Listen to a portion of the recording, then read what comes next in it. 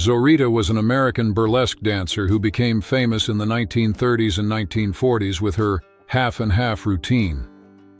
On stage, she appeared in a costume that covered only one side of her body while the other was left exposed, creating a provocative contrast that defined her performances and challenged the customs of the time in packed theaters. The SO Hibernia was a huge oil tanker built in 1970 at the Swan Hunter shipyards in Wallsend, in the United Kingdom.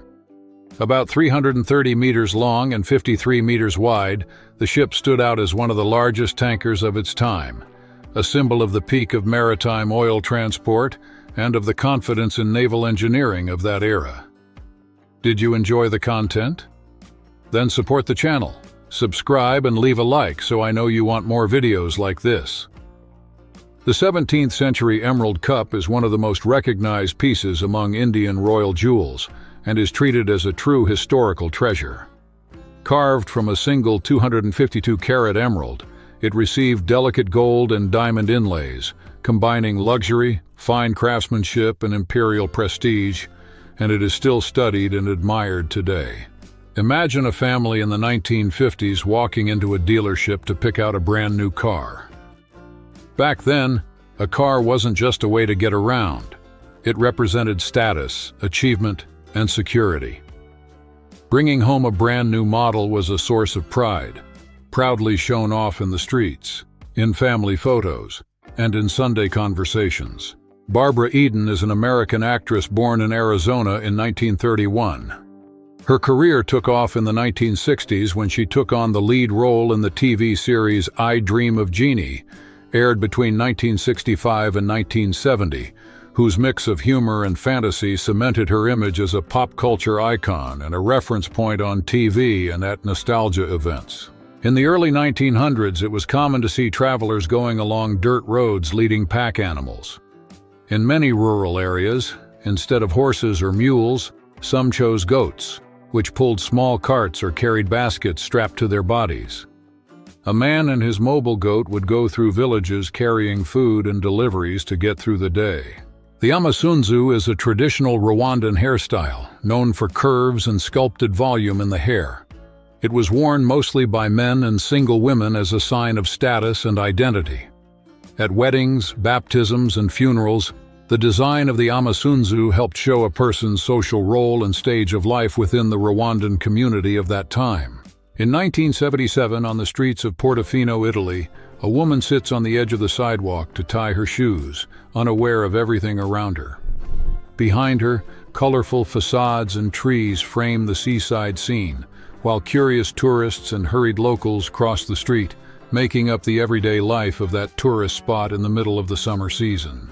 In the 1970s, magazines published in Arizona often dedicated pages to the stories, rituals, and arts of the Native American peoples of the region. In one of these issues, two indigenous women appear prominently on the cover or in a photo spread inside, representing their community and drawing attention to their traditions amid the cultural changes of the time. Carol Cleveland is a British actress born in London on January 13, 1942. Her career took off when she became a recurring member of the cast of a famous British TV comedy show, aired between the 1960s and the early 70s, where she played different characters that became part of pop culture. In 18th century France, in the middle of candlelit salons and libraries full of bound volumes, a curious type of furniture stood out, an old chair designed especially for reading. Its shape supported the back, arms, and books, turning reading into a comfortable home ritual and a status symbol for the elite. In 1883, in the wide-open landscape of Montana, a wooden railroad bridge went up that would change the local scenery. Built to allow trains to head west, it became a key part of the expansion of the American Railroad, marking the growth of trade routes and bringing closer together communities that had once been isolated by great distances.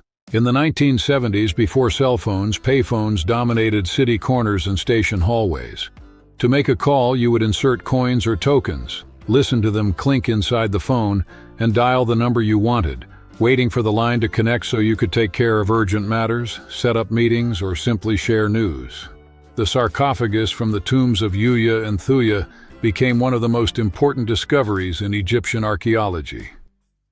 In 1905, the Brit James Quibell found it in the Luxor region, revealing ornaments, inscriptions, and burial practices that helped people better understand the power, religion, and rituals of the elite in ancient Egypt at that time. Jean Tierney was an American actress who shone in Hollywood in the 1940s and 1950s, playing striking women in dramas and romances that filled movie theaters. In 1954, she brought her presence to the epic The Egyptian, diving into ancient settings and reinforcing her image as a versatile star of world cinema. In the heart of Egypt's western desert, in Wadi al-Hitan, the Valley of the Whales, archaeologists found the almost complete fossil of a gigantic whale more than 20 meters long. About 37 million years old, this rare skeleton helps reveal how these ancient animals ruled the seas. It is a time capsule there, still being studied. On a rainy afternoon in 1963, a well-dressed couple walks through the streets of London as if the drizzle were part of the outing. They share a large umbrella in a classic style, pull their bodies closer, and keep going between puddles and lit-up shop windows, enjoying each step as a small escape from the world around them. The city feels more intimate under the mist. In a 1945 photo, before the fame and packed stages, the future Rolling Stones guitarist Keith Richards appears still a baby next to his mother Doris. He is about a year old and is carried in her arms as she walks through the streets, without imagining that that shy little boy would become a rock icon. The simple scene becomes a tender family record. In 1973, on the side of a road in Oklahoma, a young woman arranges buckets full of colorful flowers and approaches the cars that slow down. Selling those flowers was part of her routine and brought in good money. Between dust, perfume, and quick conversations, she turns the road into an improvised market. Each bouquet sold helped with the household bills. In 1958, French actress Brigitte Bardot is photographed by Loomis Dean during a shoot in Spain for Life magazine. In the images, she poses in elegant clothes by the coast, switching her gaze between the camera and the sea, while the Mediterranean setting reinforces the charm of each shot. The coastal light completes the mood of the photos. Car collector and custom vehicle builder Jay Orberg became famous in the 1990s for creating some of the most unusual limousines of that decade. With a lot of imagination and technical skill, he took ordinary cars and turned them into unique, enormous machines, full of surprising details and with a striking presence on the streets. In 1955, animal photographer Walter Chandoha captured in black and white an intimate scene at home, his daughter Paula hugging a small kitten. The charm of the image is in the perfect moment when the two, girl and kitten, seem to smile together at the camera, as if they were posing for a carefully arranged and unforgettable portrait. In 1949, the then young actress Marilyn Monroe was captured by the lens of photographer Arthur Fellig, the famous Ouija. In the image, she appears in a seductive pose, body slightly tilted and expression calculated, keeping her gaze fixed on the camera, as if calling the viewer into that intense and silent studio scene. The Egyptian statue represents Copper, chief lector priest, portrayed in a solid and attentive way. Carved in sycamore wood, the figure comes to life through its inlaid eyes, with copper rims, white and opaque quartz, and corneas in rock crystal, creating the feeling that the character silently watches anyone who passes in front of it. Natalie Wood, an acclaimed American actress, appears on a boat ride in the mid-1950s, sitting in a relaxed way while she looks at the view. The photograph captures a calm break in the filming routine, foreshadowing the successful path she would go on to consolidate in Hollywood throughout the 1950s and 1960s. In October 1966, the American edition of Vogue magazine featured actress Audrey Hepburn on the cover, captured by the lens of William Klein. In the image, she appears with an elegant contemporary look, reflecting the sophisticated experimental urban spirit that defined international fashion in that decade, right in the middle of a time of major change. Launched in 1937, the Western Clipper was a pioneering motorhome produced by the Western Trailer Company in the United States. Considered one of the first recreational vehicles manufactured on a larger scale, it appeared at the end of the 1930s and helped popularize the idea of traveling with a home on wheels on the roads, combining mobility and everyday comfort. In the photograph taken on July 1, 1969, we see an undercover police officer in action on the streets of New York. The image works as a rare behind-the-scenes look at investigative work in the city, showing how agents moved around discreetly in everyday urban life to watch suspects, gather information, and keep public order under control. The 1962 image shows Camberly Kate walking along a road in England, surrounded by several dogs she took in. Known for dedicating her life to abandoned animals, she never turned down a new four-legged companion and, over the years, ended up caring for more than 600 dogs rescued from the streets, offering them shelter and a stable routine. Gina Lollobrigida was a remarkable Italian actress, seen as one of the symbols of beauty and elegance of the 1950s in European cinema.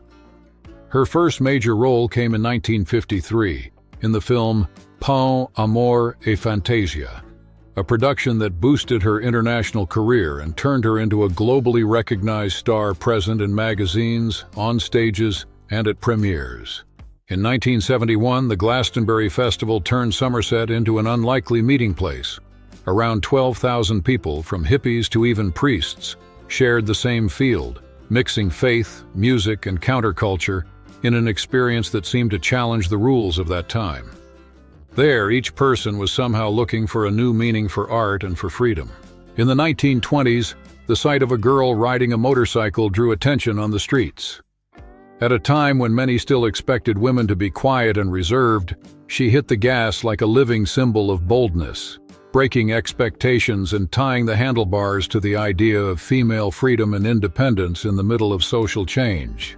The huge Zweihander sword, attributed to Groote Pier, active around 1480 to 1520, carries the weight of the 16th century peasant wars. Pier Gerlof's Donia, a Frisian pirate and warlord, wielded the weapon in battles against the Dutch and the Spanish, turning the metal into a legendary symbol of his region's resistance and of his own name.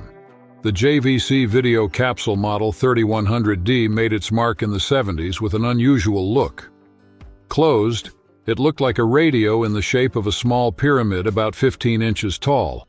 When opened, it revealed a 6-inch TV. The technology available at the time only allowed black and white images, but the design already stood out on its own.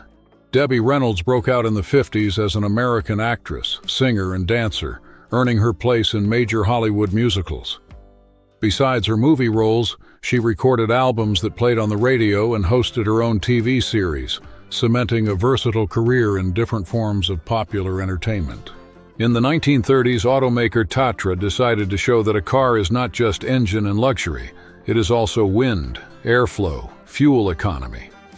In the ad, the brand translates aerodynamics into simple words, compares shapes, uses everyday examples, and convinces anyone to understand why the shape of the car changes everything on the modern road. At the end of the 19th century, explorer Robert Peary captured an intimate scene in Greenland. An Inuit man holds his wife's feet to warm them in the extreme cold. More than just a historical curiosity, the photo shows how affection and knowledge of Arctic conditions were essential to surviving in that harsh and unpredictable environment. In 1916, Lady Florence Norman rides her scooter through the streets of London, a striking contrast with the expectations for women at the time. A suffragist and professional, she is on her way to work as an office supervisor, bringing together activism, financial independence, and freedom of movement in a single image of breaking with the norm. In the 1970s, a photo captures the ironworkers on top of the newly built North Tower of the World Trade Center in New York. Wearing hard hats and with their tools in plain sight, they pose smiling, hanging at a great height, symbolizing the pride of those who built one of the most recognizable landmarks on the skyline of the modern industrial city. Penelope Cruz, born on April 28, 1974 in Madrid, grew up fascinated by movies and acting. At 17, she took her first step on the big screen in Jamón Jamón, directed by Bigas Luna, a role that drew attention and opened the door to a long career, with work in Spanish and international productions with wide reach. In a London record store in the 1950s, customers would step into small closed booths to secretly listen to newly released records. The walls and doors were soundproof, blocking out the noise from the street and creating an intimate space where each person focused only on the sound before choosing the next vinyl for their collection. In the 1950s and 1960s, some Volkswagen models offered a curious extra, a small espresso machine attached to the dashboard of the VW bus or the Beetle. Hooked up directly to the car's electrical system, it let you make hot coffee on the road, turning every stop into a little ritual shared by drivers and passengers.